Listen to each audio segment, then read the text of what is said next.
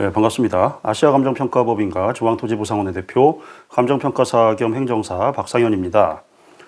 오늘은 실무상 많이 물어보시는 사항인데 저희 채널에서 지금까지 다루지 않았던 주제에 대해서 한번 정리해 보려고 합니다. 바로 재결 신청에 대한 청구, 보통은 조속재결 신청 또는 청구라는 말로 더 널리 알려진 용어에 대해서 한번 살펴보는 영상을 준비해 봤습니다. 근거조항은 토지보상법 제30조에 있습니다. 조문에 보면 1항에 협의가 성립되지 않으면 토지 소유자 등이 사업시행자에게 서면으로 재결을 신청해달라고 청구할 수 있고, 2항에 보면은 사업시행자는 그 청구를 받으면 청구받은 날부터 60일 내에 수용위원회에 재결을 신청해야 하고, 만약 그 기간을 넘겨서 신청하면은 이 지연된 일수만큼 12%의 법정 이유를 적용해서 보상금에 가산한다는 내용입니다. 법령을 정리하자면은 그렇고, 법률 조항 제목을 보시면은 좀 이상하지 않습니까? 재결 신청의 청구, 신청이나 청구나 의미가 비슷하죠. 말 그대로 신청하도록 청구한다는 뜻입니다. 좀 부자연스럽죠? 그 말은 이 재결을 신청할 수 있는 권한은 사업시행자에게만 있다는 뜻입니다. 약자인 수용을 당하는 토지주 등에게는 난 협의 못하겠으니 빨리 재결 신청해 주세요 하고 청구할 수 있는 권한만 있을 뿐이라는 것입니다. 그런데 이렇게 하면은 너무 기울어진 운동장이 되니까 이 청구를 받고도 사업시행자가 빨리 재결 신청을 안 하면은 일종의 페널티 성격으로 12%의 법정이자를 추가로 물도록 조치하고 있는 것입니다. 조속재결 관련된 판례를 몇 개 살펴보겠습니다. 시행령 제14조 제1항에 보면은 토지 소유자 등은 사업시행자에게 재결 신청 청구를 하려면 협의기간이 종료하고 나서 하라고 규정하고 있습니다. 그런데 대법원 판례에 의하면은 협의기간 종료 전이라도 재결 신청 청구를 할 수 있다고 판시하고 있기는 합니다. 다만 이 경우에도 12% 지연가산금의 기산일은 조속재결 청구한 날이 아니라 협의기간의 만료일부터 기산한다라고 보고는 있습니다. 또 하나 조속재결 관련 주요 이슈를 판례를 통해 보겠습니다.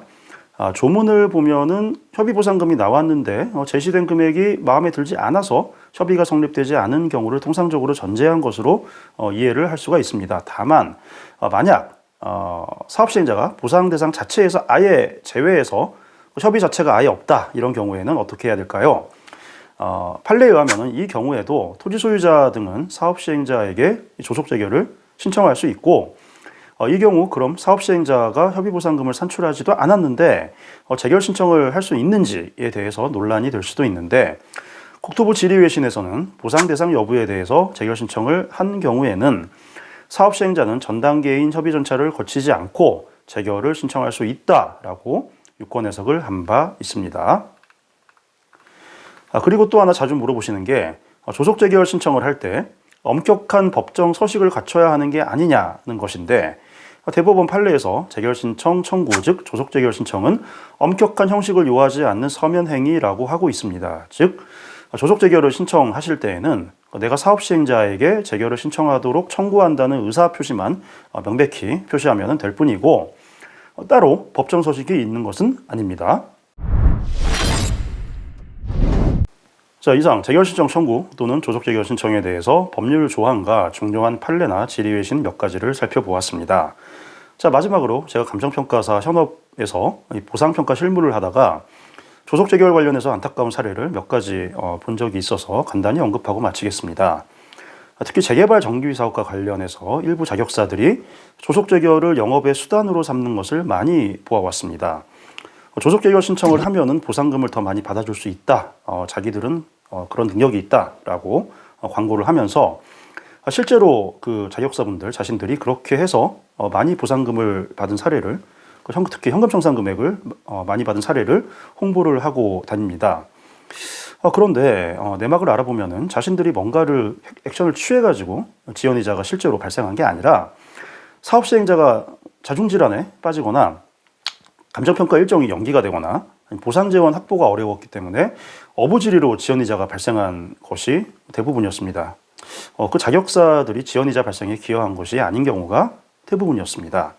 자, 만약 조속 재결과 지연이자를 빌미로 보상금을 더 받아주겠다고 다니는 자격사들이 있다면은 과연 그게 가능한 구조인지 가능한 것인지 한 번쯤은 지연이자의 발생 구조를 되짚어보고 그 진위를 판단하신 다음에 이분들한테 맡길지 수임을 결정하셔도 늦지 않을 것 같습니다. 이상 감정평가사 겸 행정사 박상현이었습니다. 감사합니다.